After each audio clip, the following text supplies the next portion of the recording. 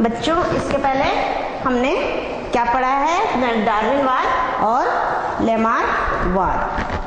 लेमार्कवाद और डार्विनवाद के द्वारा जीवों का विकास किस प्रकार होता है या नई जीवों की उत्पत्ति किस प्रकार होती है, इसके बारे में आपने जानकारी प्राप्त की। अब आगे पढ़ेंगे डार्विनवाद की आलोचना।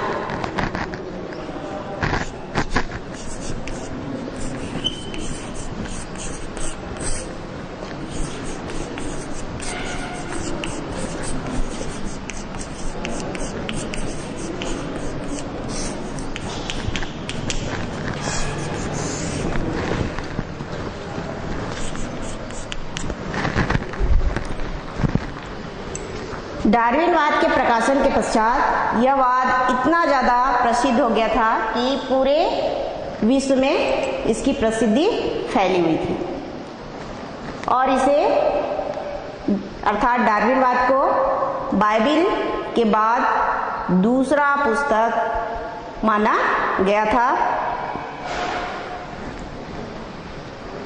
लेकिन यह वाद जो है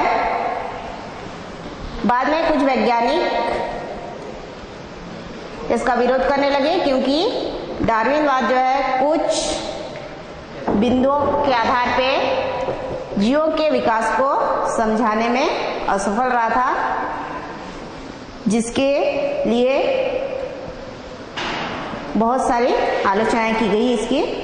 अब ये आलोचनाएं क्या क्या हैं उनके बारे में देखें तो सबसे पहले डार्विन के अनुसार नए जीव की उत्पत्ति वातावरण में होने वाले परिवर्तनों के कारण होता है और ये परिवर्तन जो है धीरे धीरे होता है। लेकिन आधुनिक वैज्ञानिक ये मानते हैं कि वातावरण में होने वाले किसी भी परिवर्तन से नए जीव की उत्पत्ति नहीं होती, बल्कि आनुवांशिक संरचना अर्थात डीएनए की संरचना में परिवर्तन होने के कारण ही नई जातियों की उत्पत्ति होती है। डार्विनवाद विभिन्नताओं के कारणों की उत्पत्ति कैसे हुई ये भी बताने में असफल रहा। अगली आलोचना है अवशेषी अंगों के बारे में। डार्विनवाद जो है किसी भी प्रकार से समझाने में असफल रहा। समर्थ के जीवत्व के बारे में डार्विनवाद बताता है, लेकिन समर्थ की उत्पत्ति कैसे हुई इसको हम डार्विनवाद के द्वारा नहीं समझा सकते।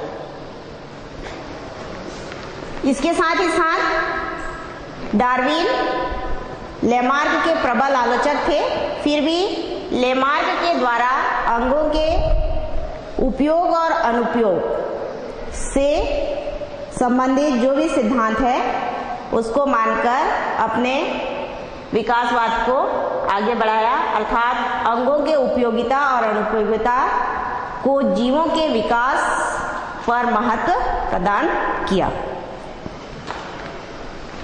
डार्विन वाद के द्वारा जलीय जीवों से स्थलीय जीवों की उत्पत्ति के बारे में हम नहीं समझा सकते, इस कारण भी इस वाद की बहुत ज़्यादा आलोचना की गई है। तो ये कुछ बिंदु है जिसके आधार पे डार्विनवाद की आलोचना की गई है कि इन कुछ ऐसे कारण हैं जिससे हम डार्विनवाद के द्वारा जीवों की उत्पत्ति के बारे में या जीवों के विकास किस प्रकार होता है इसे हम समझा नहीं सकते। अब आगे देखेंगे हम नव डार्विनवाद।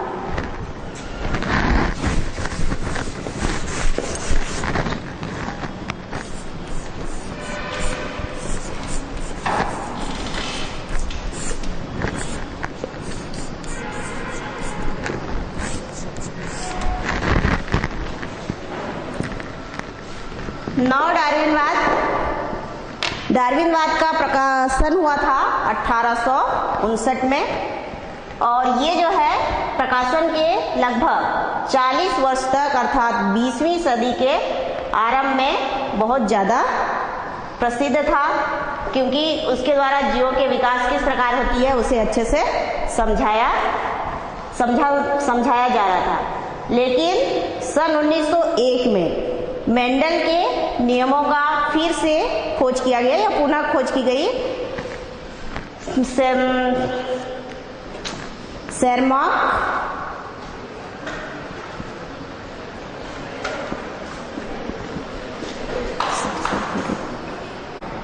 मेंडल के नियमों का फिर से 1901 में पुनः खोज किया गया। इंग्लैंड के वैज्ञानिक डीवरिच के द्वारा, ऑस्ट्रेलिया का वैज्ञानिक है वान सेरमार्क और जर्मनी के वैज्ञानिक हैं कोरेंस। इन तीनों वैज्ञानिकों ने मेंडलवाद के खोज मेंडल के द्वारा जो नियम दिए गए थे उनकी पुष्टि की कि मेंडलवाद के अनुसार ही नए लक्षण या नए जीवों की उत्पत्ति हो सकती है। इस मेंडलवाद के पुनः खोज से डार्विनवाद को धक्का लगा, जिससे इस वाद के समर्थक वैज्ञानिक जो है उसे फिर से प्रसिद्ध करने के लिए या प्रचारित करने के लिए डार्विनवाद में कुछ परिवर्तन किए और परिवर्तन के पश्चात डार्विनवाद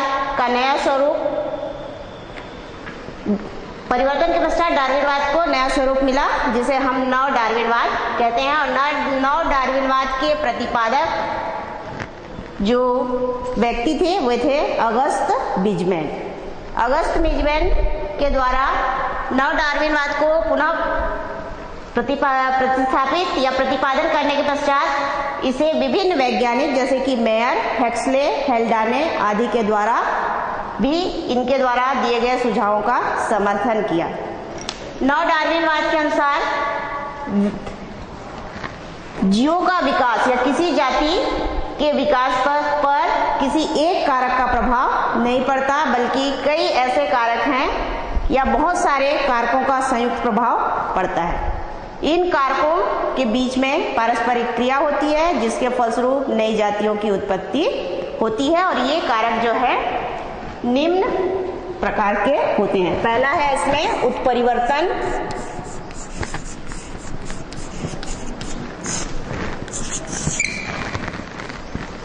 दूसरा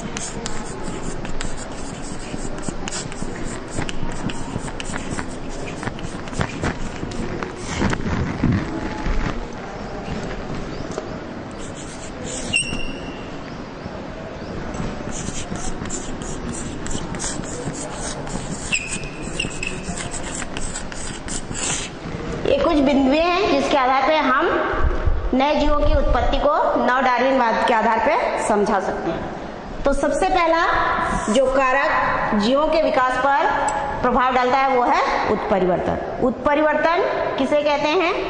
अर्थात उत्परिवर्तन वह घटना है जिसमें जीवों में परिवर्तन अचानक होता है, और अचानक परिवर्तन से जीन की संरचना अर्थात उसके न्यूक्लियोटाइड की संरचना परिवर्तित होती है। जीन की संरचना परिवर्तित होने से जीवों में नए लक्षण उत्पन्न होते हैं, और ये लक्षण जो है पीढ़ी दर पीढ़ी वंशागत होते हैं और जीवों में नए लक्षण उत्पन्न करते हैं, और इन्हीं नए लक्षणों से नई जातियों की उत्पत्ति होती है।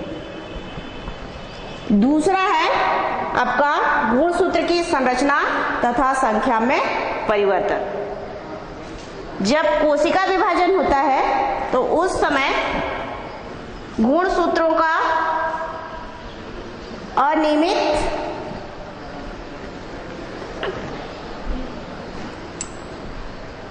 अनियमित वितरण होता है, जिसके फलस्वरूप गुणसूत्र की संख्या और संरचना परिवर्तित होती है। गुणसूत्र की संख्या तथा संरचना के परिवर्तन से भी जीवों में नए लक्षण बनते हैं और ये लक्षण जो है पीढ़ी दर पीढ़ी वंशागत होते जाते हैं। इसके पश्चात थर्ड पॉइंट है जीन पुनर्योजन। इसमें जब कोशिका में अर्धसूत्री विभाजन होता है उस समय युग्मक जनन के समय, युग्मक जनन अर्थात युग्मक का निर्माण, जब दो युग्मक या गैमेट मिलके नए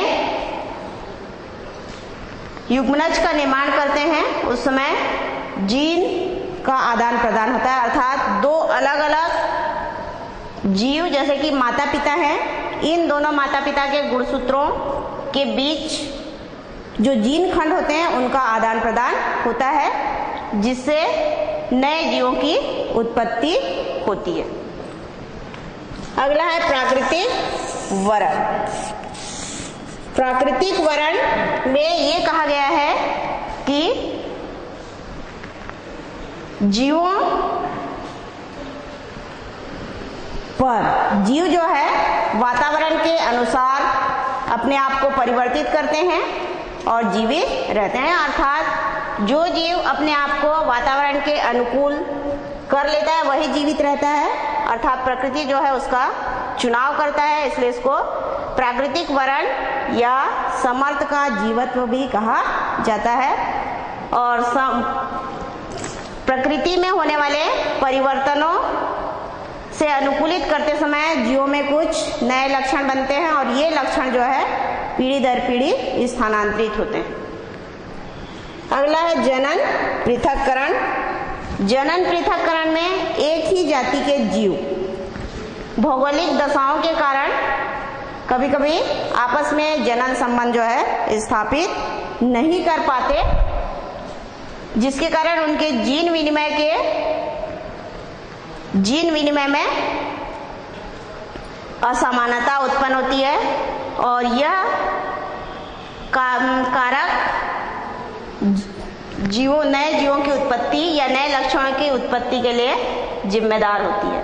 तो इस प्रकार नव डार्विनवाद में उत्परिवर्तन, गुणसूत्रों की संरचना तथा संख्या में परिवर्तन, जीन पुनर्संयोजन, प्राकृतिक वरण और जनन पृथक्करण नए जातियों के विकास के लिए जिम्मेदार होते हैं। तो आप लोग डार्विनवाद और नव डार्विनवाद दोनों के बारे में अध्ययन कर चुके हैं। तो दोनों में क्या अंतर होता है ये देखें कि डार्विनवाद और नव डार्विनवाद में कौन कौन सी अंतर पाई जाती है।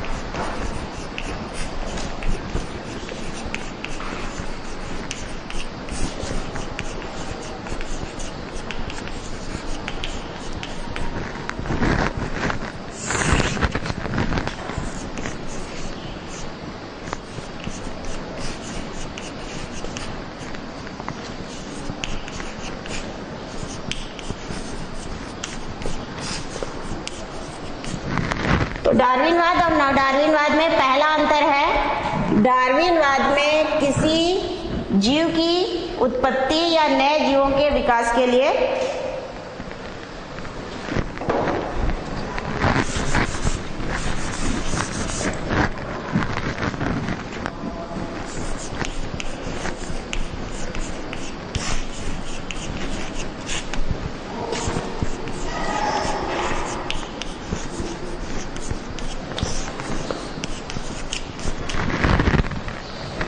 डार्विनवाद में नए जीव की उत्पत्ति के लिए धीरे धीरे होने वाले परिवर्तनों को जिम्मेदार माना गया है।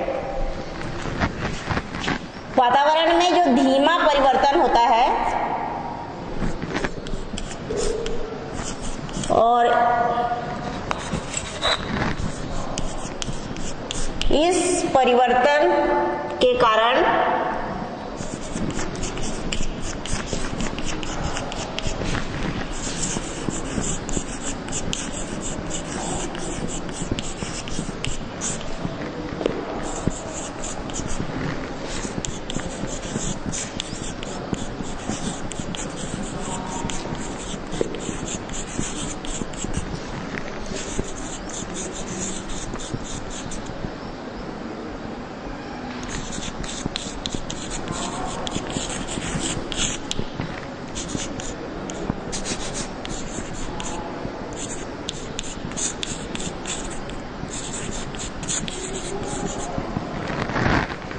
डार्विनवाद में वातावरण में होने वाले धीमे परिवर्तनों को नई जाति की उत्पत्ति के लिए उत्तरदायी माना गया है, लेकिन डार्विनवाद में जीवों में अचानक परिवर्तन होता है, अर्थात म्यूटेशन, जो कि अचानक होता है जीवों में, जिससे जीवों की जीन संरचना परिवर्तित हो जाती है और जीन संरचना के परिवर्तन होने से जीवों में नए लक्षण उत्पन्न होते हैं।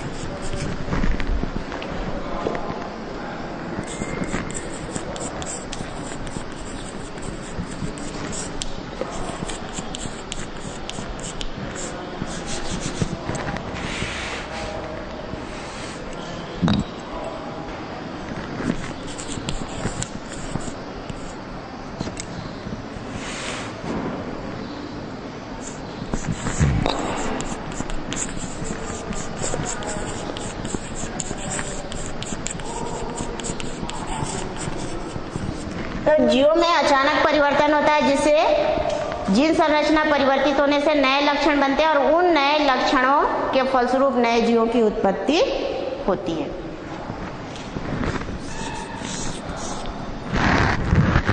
डार्विनवाद में वातावरण में या प्राकृतिक वर्ण को नए जातियों की उत्पत्ति के लिए जिम्मेदार माना गया है।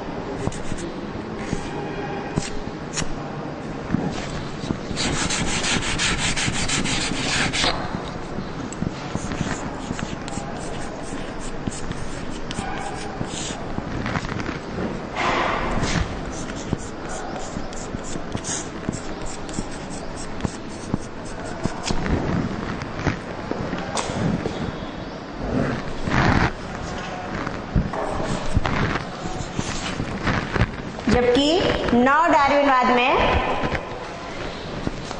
जीन पृथक्करण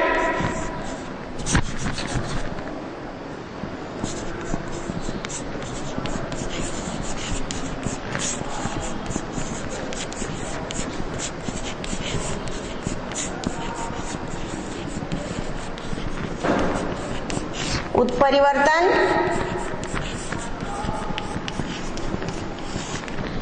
और जीन पुनर्संयोजन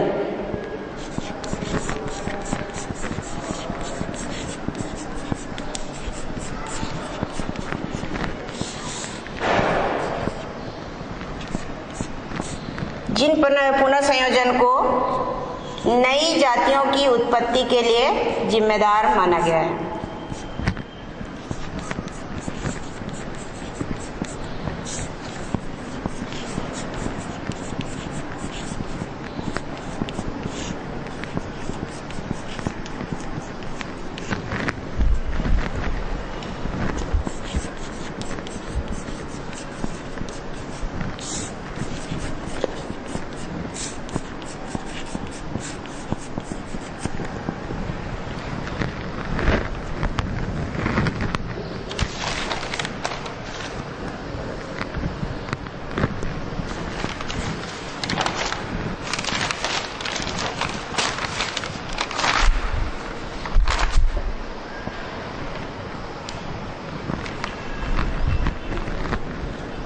नव डार्विनवाद में यह कहा गया है कि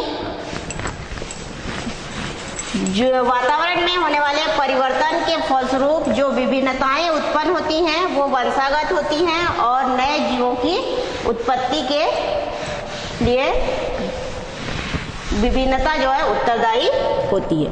तीसरा अंतर है विभिन्नता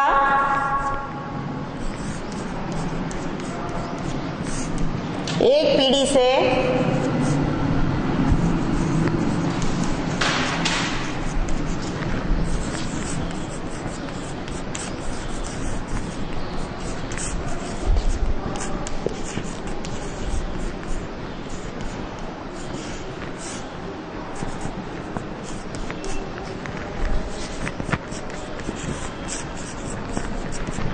वंशागत होती है,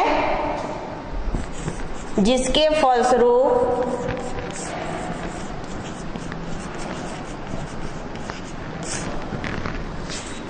नई जातियों की उत्पत्ति होती है।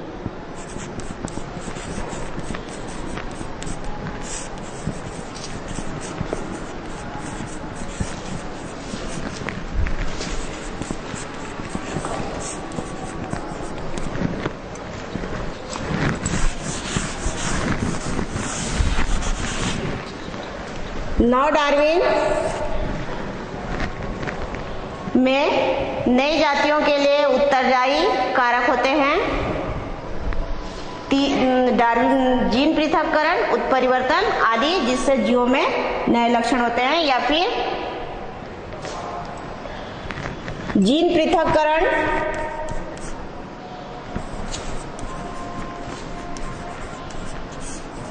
उत्परिवर्तन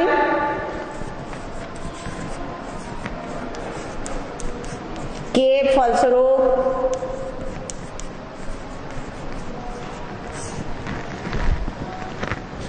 बने नए लक्षण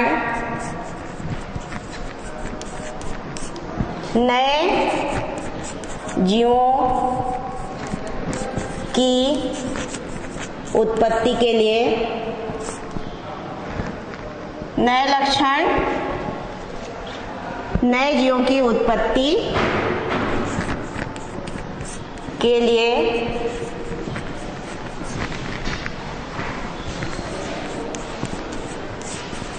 उत्तरदायी होते हैं। तो इस प्रकार डार्विनवाद और नव डार्विनवाद में अंतर पाया जाता है।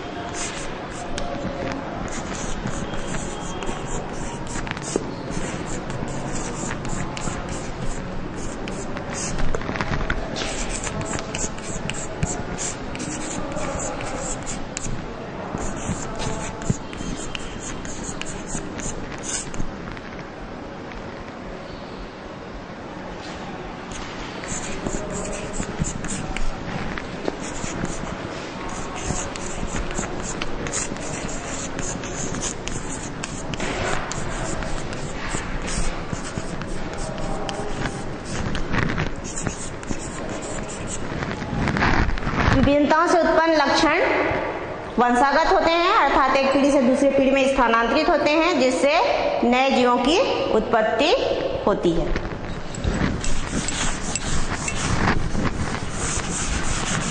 उसी प्रकार से नव डार्विनवाद में जीन पृथक्करण या जनन पृथक्करण, जिसमें कि अलग अलग वातावरण या प्राकृतिक क्षेत्रों में रहने वाले जीवों के बीच में जनन पृथक्करण पाया जाता है, उत्परिवर्तन,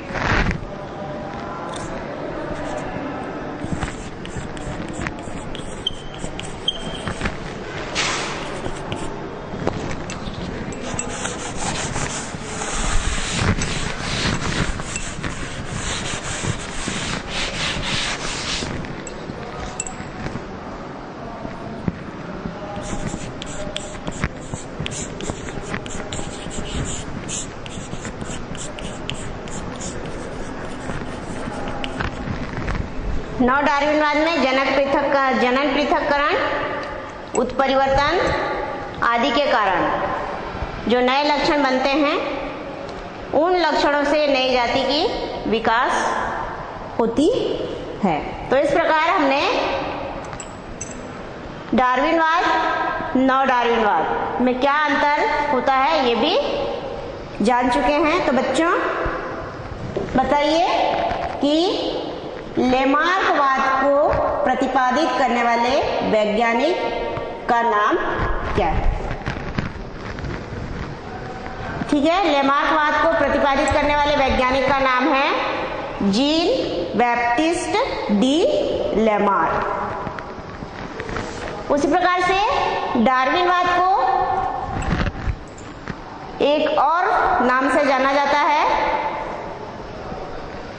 उस वाद का नाम है, अर्थात डार्विनवाद को हम प्राकृतिक वर्णवाद के नाम से भी जानते हैं। उपार्जित लक्षणों की वंशागति की का मत देने वाले वैज्ञानिक का नाम क्या है? या उपार्जित लक्षणों की वंशागति की को प्रतिपादित करने वाले वैज्ञानिक कौन है?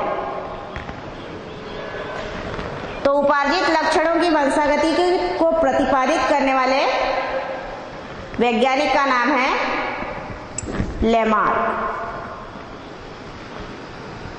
प्राकृतिक वर्ण किसे कहते हैं? प्राकृतिक वर्ण में जीव अपने आप को वातावरण के अनुसार बदलता है, तभी वह जीवित रहता है, अन्यथा जीव जो है मर जाता है या फिर प्रकृति उन्हें धीरे धीरे नष्ट कर देती है। केवल उन्हीं जीवों को जीवित रखती है जो प्रकृति में होने वाले बदलाव के अनुकूल होते हैं। तो बच्चों आज हमने विकासवाद के सिद्धांत के अंतर्गत लेमार्कवाद, डार्विनवाद और नव डार्विनवाद का अध्ययन किया। अब कल देखेंगे हम विकास में प्राकृतिक वर्ण की भूमिका क्या होती है। धन्यवाद।